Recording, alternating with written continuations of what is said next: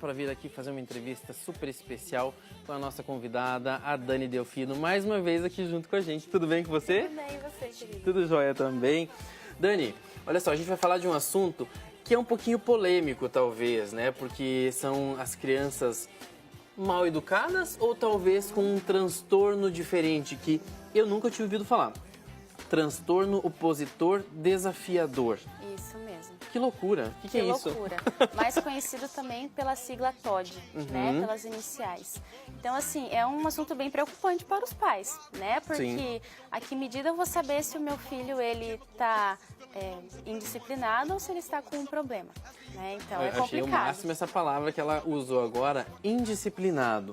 Porque, na verdade, muitas pessoas até usavam o termo antigamente de mal criado.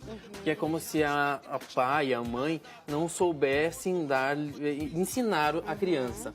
Mas hoje não, tem algo diferente nessa história toda, né? Ah, sim, com certeza. O transtorno, então, ele é um transtorno de comportamento. É um déficit comportamental que essa criança tem. Digamos que ela não sabe se comportar socialmente, né? Então, ela vai se impor, vai se opor a regras, né? Vai desafiar, vai retrucar toda e qualquer figura de autoridade que queira exercer sobre ela algum controle ou algum tipo de regras, né? Então, ela vai o tempo todo, vai se opor, ela vai dizer alguma regra, ela não vai querer seguir. Se precisar, vai brigar. Se ela achar necessário, ela vai agredir, né? Sem sentir culpa com isso e sem perceber se ela se ceder também, né? Então ela vai chutar, vai agredir a mãe, vai dar tapa, vai dar chute, isso em qualquer pessoa. Isso a partir de quando a criança começa a apresentar esse tipo de sintoma, por Esse exemplo? transtorno, ele inicia geralmente na idade pré-escolar.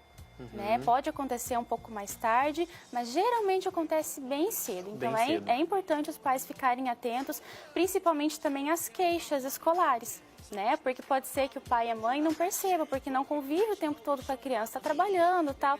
E quem conhece é a equipe escolar. Então, qualquer tipo de queixa tem que ficar atento.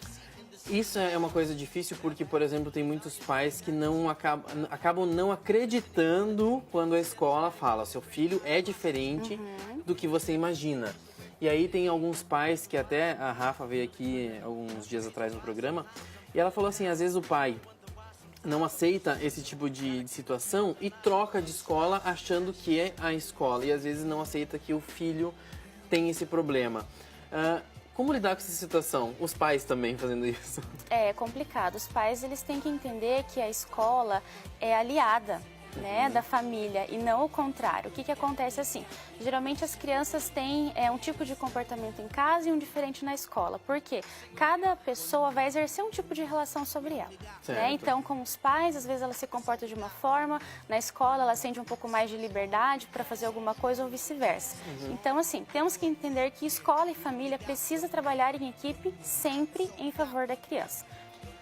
Quais são os sinais que essa criança apresenta? Porque você já citou algumas coisas, por exemplo, de bater, de empurrar, de chorar, de espernear, enfim.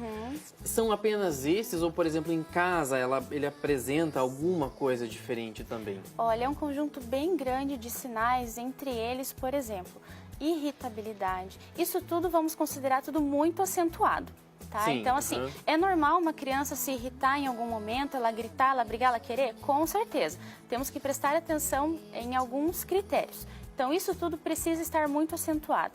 Então, irritabilidade, agressividade muito acentuada, a criança não obedecer regras nenhumas, limites nenhum, né? Se opor a todas as pessoas adultas. Né? Não é apenas o pai ou a mãe, é todo mundo que... Não, é todo mundo. Todo mundo, não é um padrão assim só com os pais, é toda figura de autoridade, geralmente figura adulta, né, que precisa, na verdade, exercer uma autoridade sobre a criança. Então, assim, pode ter algum outro transtorno associado, né, transtorno de déficit de atenção. Então, assim, vai assim, dos sintomas agressivos acentuados. Isso precisa ficar bastante atento. Porque é um pouco diferente quando você fala no TOD, né, e na birra. Mas o que a gente poderia entender como birra? É alguma coisa passageira, talvez? Pode ser. Nós vamos ter alguns critérios, então, para o diagnóstico do TOD, dentre eles os seguintes. 3 fatores, por exemplo. Vamos analisar então a intensidade disso tudo, a frequência disso e a duração. Então, assim, esses sintomas, eles têm que ter, para ter esse critério, pelo menos 4 desses sintomas, né, entre vários outros. Sim. E eles têm que persistir por pelo menos 6 meses. Se a criança tem menos de 5 anos, precisa que aconteça na maioria dos dias, né, por pelo menos 6 meses. Sim. E se tem mais de 5 anos, pelo menos uma vez por semana. Então, assim, está obedecendo esses critérios, já tem esses sintomas. Sim. Com essa longa duração de 6 meses, então fique atento, né? E isso entra também a intensidade, precisa ser acentuado. Precisa ser uma coisa grave, onde o pai, a mãe ou a escola, enfim, olhem e percebam, tá extrapolando o normal. Isso mesmo. E assim, perceba que não é difícil de ver, um dos critérios também é que essa criança ou a família tenha prejuízos. E olha como é fácil ter prejuízos. Se eu tenho uma criança então com esse transtorno, que agride os coleguinhas, que não obedece ninguém, né? Essa criança é benquista nos lugares? Não. É convidada para as festinhas? Não. Na escola, o que acontece? Os amiguinhos estão juntos, tal, todo mundo brinca junto? Não. Ela é excluída, ela é segregada e assim começam outros problemas. Que aí, né? supostamente, seria o bullying. Isso. Porque daí assim, aquela criança não vai porque as pessoas estão fazendo bullying com ele, porque ele não é bem, né, querido na escola, enfim. Mas aí tem uma série de questões que levam para que as pessoas, os colegas, façam esse tipo de situação também. Precisa ser avaliado de uma forma mais ampla. Né? Tem alguma causa específica, Dani? Por exemplo, a criação, ou como ela ou é uma coisa que é dela, genética, sei lá? Você falou já 2 pontos importantes. É um conjunto de fatores.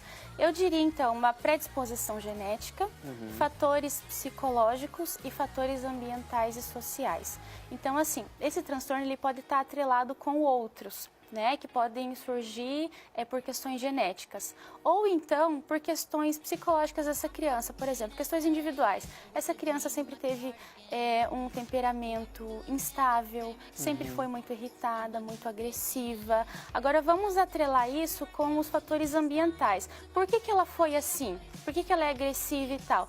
Porque nunca se teve uma estabilidade na educação, na disciplina, as regras são ou incoerentes ou inconstantes, né? Eu, mãe, falo uma coisa, daí o pai faz outra, e a criança já aprende que tem esse jogo, tem essa diferença. Minha mãe fala não e de repente 2 minutos depois já deixa a criança desandando.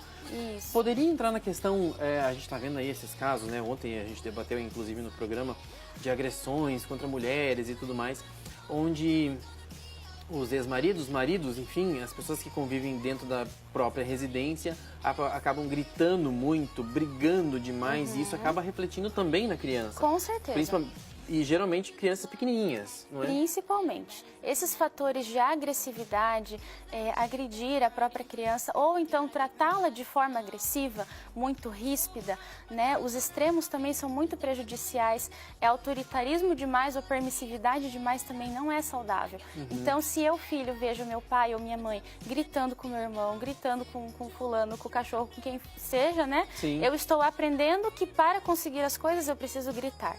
Eu preciso agir de forma agressiva.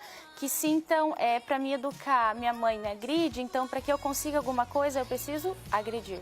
Sim. Entende? É importante também que os pais sejam exemplos, além de serem coerentes e constantes com as regras, né? Precisa ser exemplo para os filhos. Agora me diz uma coisa, existe uma solução ou talvez o que fazer para essa criança melhorar, para que ela tenha um ambiente diferente, ou que ela cresça também um pouquinho longe desse TOD?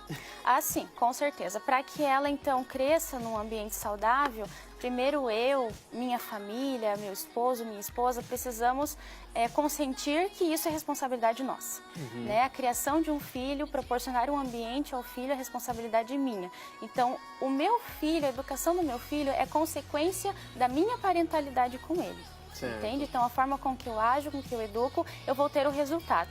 Então, essa criança nasceu desse jeito, com esse temperamento, parará. Não. Analisa quais são os seus comportamentos que você está emitindo, porque ela vai responder em coerência com eles. Então, precisa primeiro pensar isso. Segundo, identificou depois dessa entrevista ficou preocupado, ai meu Deus, acho que meu filho, né? O que faz? Procura um profissional da psicologia ou da psiquiatria ou um neuropediatra e vai e conta para ver se é realmente isso que está acontecendo. É importante ter um diagnóstico, porque se não for aquilo, ótimo, vamos então focar nas relações, na educação, na disciplina. Se for isso, precisa de um tratamento específico. Muitas vezes é necessário também intervenção de medicamentos. Então é importante que se dê o tratamento adequado. Tem dúvida? Vai atrás. Profissionais estão aí para isso, eu sempre falo, estudam para isso, use-o sem moderação. Muito bem. Então, muitas vezes você acredita que seu filho pode ter algo diferente, que pode ser um transtorno, então é verdade sim, tá? Dani, mais uma vez, obrigado por ter vindo aqui no programa. Eu que agradeço.